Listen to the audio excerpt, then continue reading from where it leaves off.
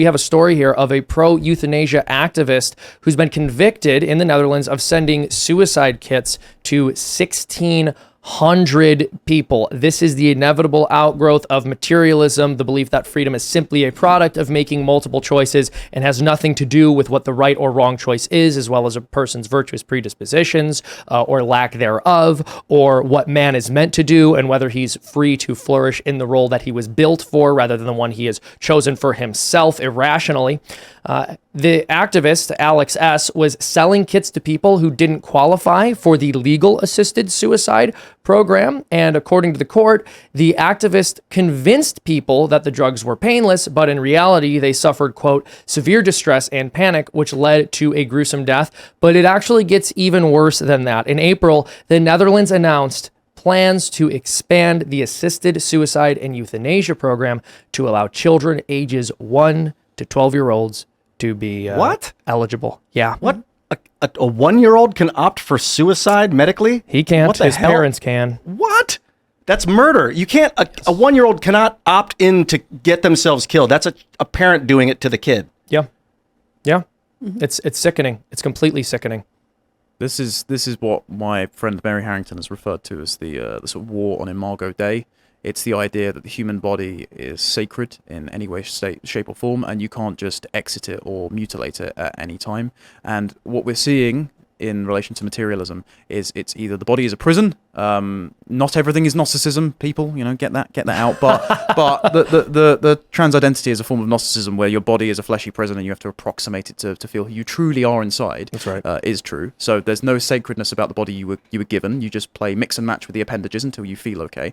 Or there's the attitude that your body is kind of a vessel of gratification. It's just the means by which you feel around in a purely sensory world. And so when you stop being capable of that sensation, when you stop being able to be pleasure seeking because you have a terminal illness or you're old or you're just depressed and you don't feel anything anymore, then they say, well, it's perfectly logically consistent to exit. And their only complaint is that you are suffering, not that you are achieving the ultimate suffering, which is just the extinguishing of your conscience. Exactly. Well, okay, that's a very important point, and I would frame it very similarly. Once you have made the meaning of life pleasure, once a person is no longer able to, or at the very least, less capable of experiencing subjectively pleasurable states, then their life no longer has meaning. If the purpose of life, if the meaning of life goes deeper than your own particular emotions about the situation that you're in, then no amount of suffering actually justifies ending the life of a human being directly and intentionally. Yeah, this is classic Solzhenitsyn existentialism. This is, and if you ever want to sort of escape,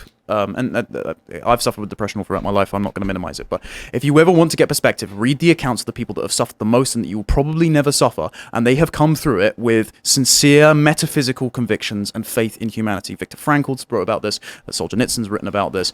If they can survive a gulag or a concentration camp, you can survive not being able to access Pornhub in your state because Utah's blocked it. Like, that's just it. And Utah blocked it because kids weren't able to look at it. What an important detail of that story. And but before I pass to you, Ian, I just want to mention here with what you just said. I agree with you that when you look at people who have experienced the most tremendous suffering, they tend to be deferential to a higher power. They believe in morality. They believe in meaning. And of course, that's because experience is an expensive classroom, and those who have paid the greatest price often have the greatest knowledge, but also because I believe those situations actually select for people who have a deeper view of what existence is that goes beyond pleasure. Because if you don't view that to begin with, or you don't come to believe that at some point through that experience, you're just going to it's a crucible for spiritual formation, yeah. Well, being in the gym, man, with a personal trainer being like, you're 12 more reps. Now we're going up weight. Now we're going 25 pounds. That's like hell. It's like being in a kind of personal hell for a moment, just a moment. But after coming out of it, it's like, I don't want to kill myself anymore. I've already been through it, man. God is good. Like, this life is fucking great. And that independent spirit is why MSNBC came out the other day and said lifting weights is right wing. Because you're an independent thinker. Once you master your own body, you're not contingent on other people's stimulants or pleasures to try and sedate that screaming conscience, then the universal homogenous state can't have you in their clutches. Shoot, man. Yeah, I got to get way more right wing. I'll have to hit the gym with you. Yeah, but one point that you mentioned here is that's like your own personal hell. There's some something here. This is actually something that touches on actually an love it, important by the part. way. No, I know, but this touches on an important part of like the Christian tradition, which is dying to yourself. It's like to describe it as hell in some senses, describe it as like a small death. Like you are willfully embracing a form of death, but what is the outcome of that? A resurrection. Your muscles get stronger. You actually strengthen yourself because you've willfully embraced that small death. Literally tearing your muscles, bleeding on the inside so that it can forge and regrow stronger and bigger. Yeah, that small death has like led to a small resurrection in a sense. And I think we see that with all productive things that are painful, right? If you really buckle down and do your job, even though it's difficult, there's like a small death. You feel, oh, it's so beautiful outside. I don't want to work right now. But then when all is said and done and you've created this, it's like this moment of resurrection. You've created something beautiful because you willingly embrace that. Yeah, death. I think there's a resistance to accepting that glory comes through struggle, right? Yeah, yes. Glory is through a lot of things, and there's a fear of hardship, right? So when we talk about censoring people's language or saying, you have to call me by these things, you need to make me feel good about myself, we are encouraging a culture that is avoiding challenge and avoiding personal growth through challenge. And I think that is what's most devastating to people today, is that you can never feel true satisfaction without really feeling you've achieved something. And sometimes achievement comes at a cost. I agree with you. I think you can't minimize, how crippling depression, anxiety, some of the emotional states that people go through can be. On the other hand, working through your struggle is ultimately how you become a better and stronger version of yourself. Amen. And it gives you a perspective that you are, I personally feel like, meant to have, right? You want to have insight into the world that makes you more in touch with the human condition. I'm thinking about meditation. That's another struggle because it's easy to think. It's easy to get distracted and think about the colors you see or the noise you're hearing, but to have no thoughts, that's a challenge, and it is hard. That's why prayer is a lot easier, because all you do is externalize your thoughts and you give it up to the big man upstairs and he can walk you through it. Rather than try and force yourself to be completely blind, you just vent your conscience out and you actually have a dialogue with someone that can help you out with it. And there's also, I would say, there's also a discipline and difficulty to prayer, which is kind of touching on part of what you're saying, which is, even though I don't recommend the form of meditation you're describing, I agree that there's something very difficult about not just allowing your internal monologue to drag you everywhere without taking a moment to reflect about what you're thinking about, what you're orienting yourself towards. It's really important,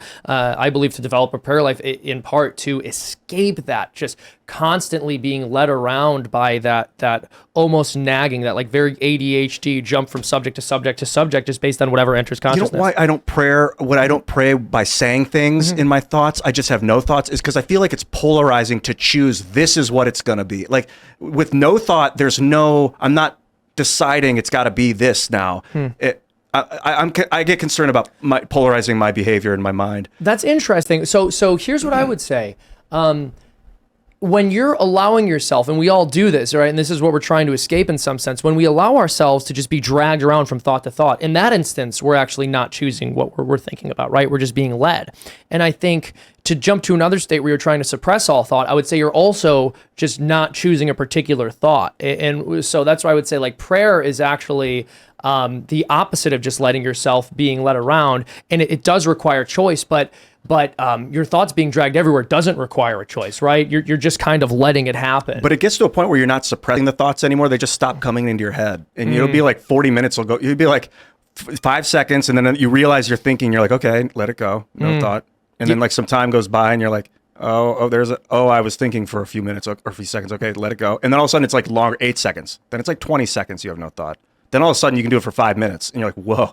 Then all your emotions, they're back to baseline. Yeah, well, it's interesting. We'll have to discuss it because, again, I've made my thoughts about that form of meditation clear, but it'd be a cool discussion for the after show too. I think to get into some of that stuff. And then just with reference to what Hannah Claire was saying about making yourself better, I just want to mention this before we move on from the topic. You made this point, becoming a stronger, better version of yourself. If you believe that there is a telos, that there is a purpose, that there is a reason you are here, then achieving that purpose is what you're supposed to do. And a struggle is something that you may have to embrace in order to reach that fulfillment, in order to fulfill your purpose. And you can get pleasure from that. Of course, naturally, there's a natural pleasure that comes from doing things the right way. And when you develop virtue, there's a pleasure that a person can get from doing something virtuous. That said, I think the modern conceptualization, which is just feel good about things, of course, can't contend with that. And what ends up happening is your mission is not necessarily to become a better version of yourself. It's just to maximize positive experiences and minimize displeasurable experiences. And so what that results in is basically a philosophy that I don't think can argue against the best possible state to be in is a simulation where everything goes well for you and not living in the real world doing difficult but important things. Where you get whatever you want because it's Yes. completely about self-indulgence. And in that you are never able to experience true joy or happiness because it's all about momentary, immediate pleasure, right? I mean, some of the challenges that we're talking about, like when you bring up working out, is that long term, you're going to feel the benefits of it. It's not that every single day when you're lifting the weights is super fun, right? You're exhausted, you're tired. It's that ultimately these things are worth it and that you stay on the path because you know you're achieving something great through the sacrifice and struggle that it takes. I do yesterday I was playing Drops of Jupiter by Train, and I start crying, man. I think about my mom, and he's singing about his mom in that song, and she died, I guess, and her soul's out there, and it's just like, but then I feel like it's like, yeah, it hurts and it's painful, it's sad, but then I'm normal, like it's okay, it's okay. You don't have to put You can bear Xanax suffering, as it in your turns brain. out. Yeah. Yeah. Yeah, no, that's an interesting point too. Like trying to get through things without medicating yourself. But also not to get addicted to the pain because it can become like the crying. I was like, I couldn't keep doing it. I'm like, oh, I feel and I want. I'm like, no, just breathe and kind of let it out. You know, it comes. You don't force it onto yourself. It just happens. Yeah. Thanks for watching this clip from the Timcast IRL podcast. Hang out with us live Monday through Friday at 8 p.m. and become a member over at timcast.com for uncensored, members-only shows exclusive. Thanks for hanging out, and we'll see you all next time.